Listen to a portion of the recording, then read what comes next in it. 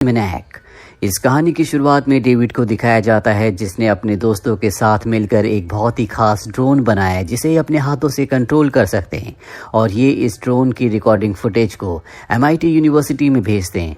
दरअसल डेविड का हमेशा से सपना था कि वो MIT में पढ़े।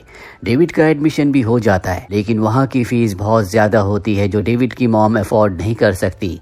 दरअसल डेविड के पिता अब इस दुनिया में नहीं है और उसकी मॉम ये डिसाइड करती है कि वो डेविड को MIT में पढ़ाने के लिए अपने घर को बेच देगी, लेकिन डेविड ऐसा नहीं चाहता क्योंकि ये उसके पिता की आखिरी निशानी है।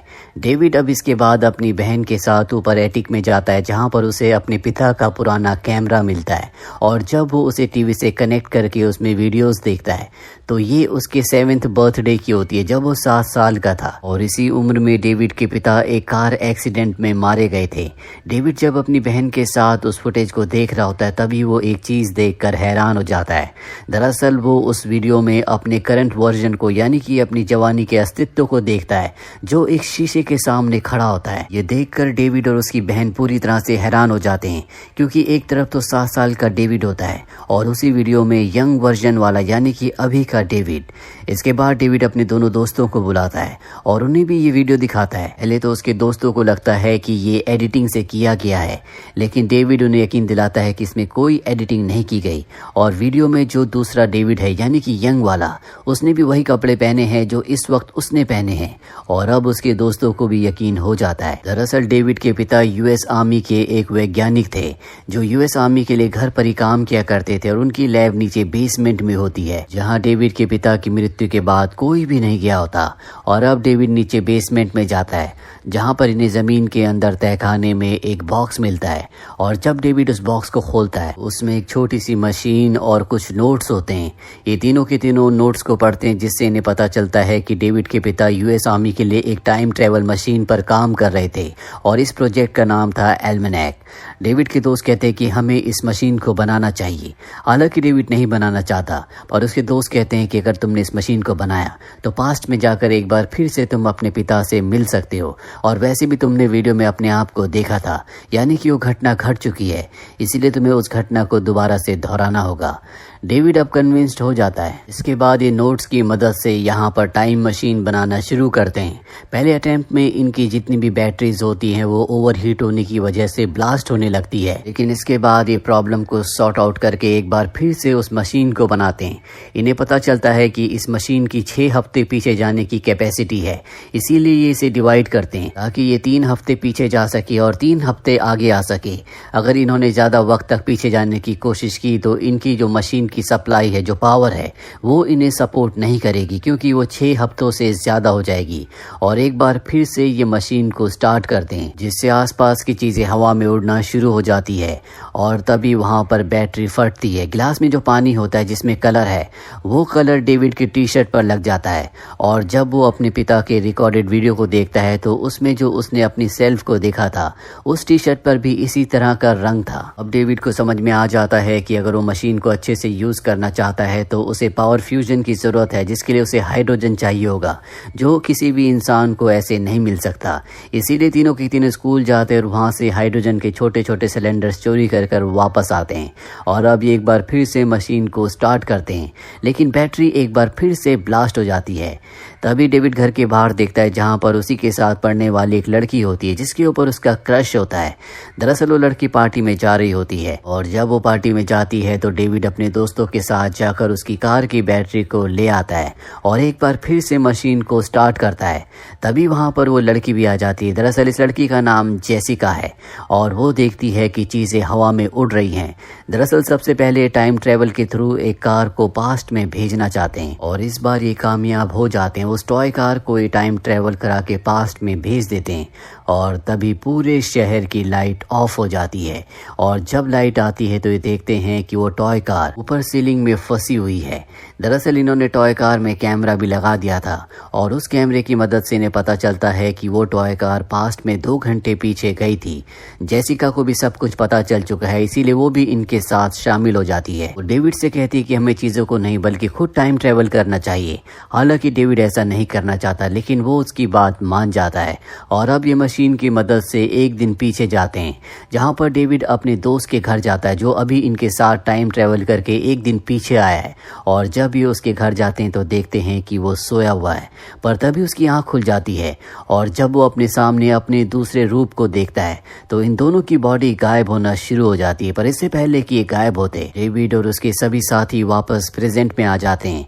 अब इन्हें एक बात समझ में आ चुकी है कि टाइम ट्रेवल करके पास्ट में एक ही इंसान के दो रूप नहीं रह सकते। अच्छी बात ये होती है कि इन्हें पता है कि अब ये टाइम ट्रेवल कर सकते हैं। अब यहाँ पर डेविड का वो दोस्त जो कि एक टेस्ट में फेल हो गया था, वो टाइम ट्रेवल करके उस टेस्ट को पास कर लेता है। साथ ही डेविड की सिस्टर उस लड़की से बदला लेती है जो स्कूल में उसे बुली किया करती थी। यहाँ पर डेविड का जो दूसरा दोस्त होता है जो लॉटरी टिकट हार गया था, अब वो टाइम ट्रेवल करके उसे जीत लेता है। जीत के तौर पर उसे $12 लाख मिलते हैं जिसे सब ये आपस में बांट लेते हैं।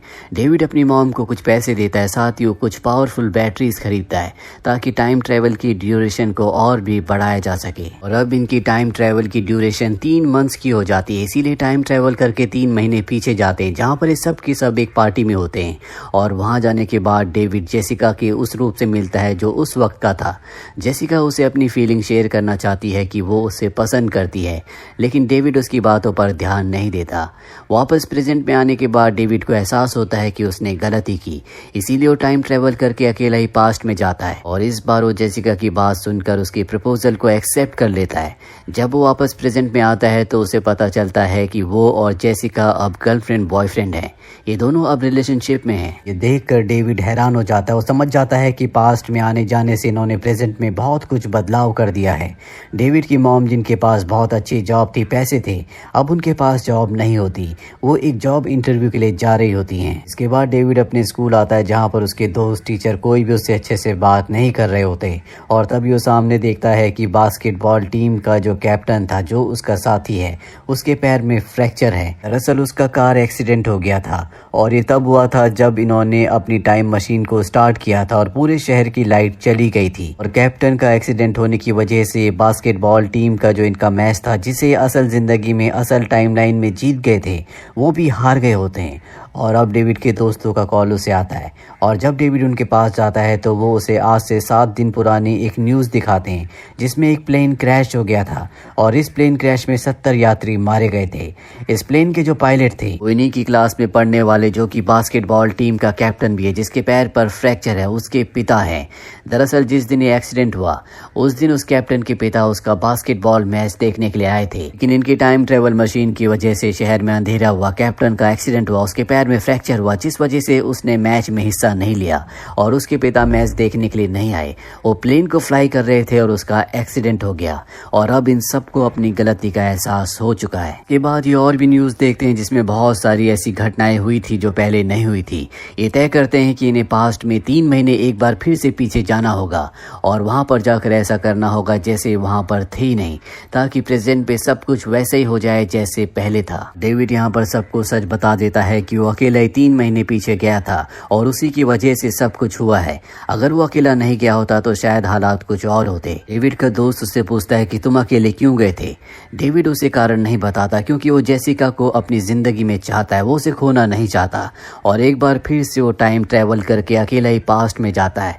ये उस पल में जाता है जहाँ पर इन्होंने पहली बार टॉय कार को 1 घंटे पीछे टाइम ट्रेवल करा के भेजा था और अब ये वहाँ पहुँच जाता है जहाँ पर बास्केटबॉल टीम का कैप्टन होता है, जहाँ पर उसका एक्सीडेंट हुआ था और वो उसका एक्सीडेंट होने से बचा लेता है। उसे बचाने के बाद डेविड वापस प्रेजेंट में आता और न्यूज़ देखता है। वो देखता है कि उसकी टीम के कैप्टन को बचाने के बाद उन्होंने मैच खेला और वो मैच जीत गए। इस वजह से कोई भी प्लेन क्रैश नहीं हुआ और अब डेविड की सिस्टर उसके पास आती और कहती कि हमें जाना है, जल्दी तैयार हो जाओ।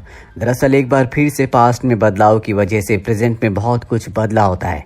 डेविड की सिस्टर उसे एक हॉस्पिटल ले जाती है जहां पर डेविड का दोस्त होता है जो बहुत ही बुरी हालत में होता है। डेविड को यहाँ पता चलता है कि बास्केटबॉल मैच जीतने के बाद उसके दोस्त का एक्सीडेंट हुआ था और अब डेविड तय करता है कि एक बार फिर से वो पास्ट में जाएगा।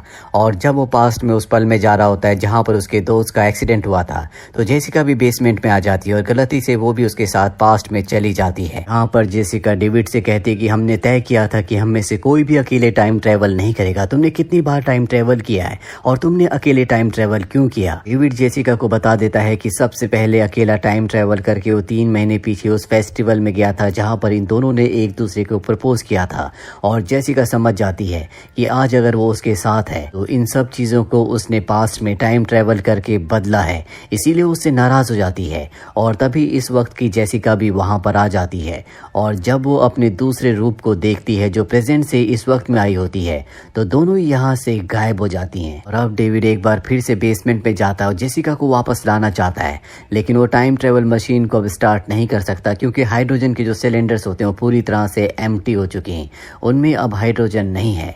उसे कुछ भी समझ नहीं आता कि वो जेसिका को वापस कैसे लाएगा।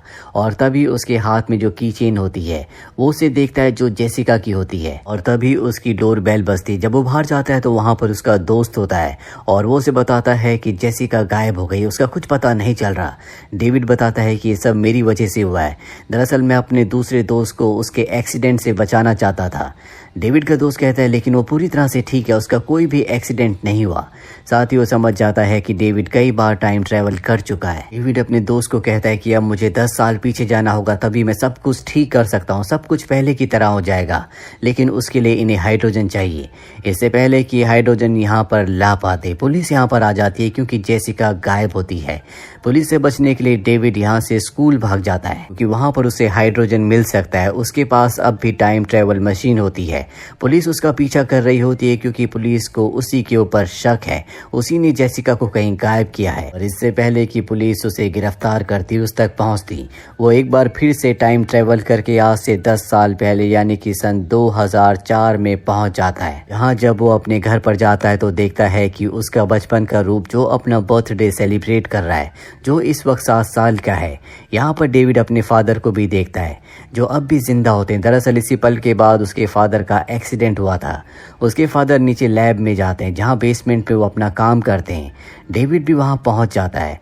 डेविड के फादर जब डेविड को देखते हैं तो वो उसे पहचान लेते हैं। वो समझ जाते हैं कि डेविड टाइम ट्रैवल करके फ्यूचर से इस वक्त में आया है।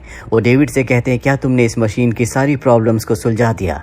डेविड कहता है कि हाँ। उसके पिता इस बारे में उससे पूछना चाहते हैं, लेकिन डेविड कहता है कि हमें दोबारा बार बार मौका नहीं मिलता।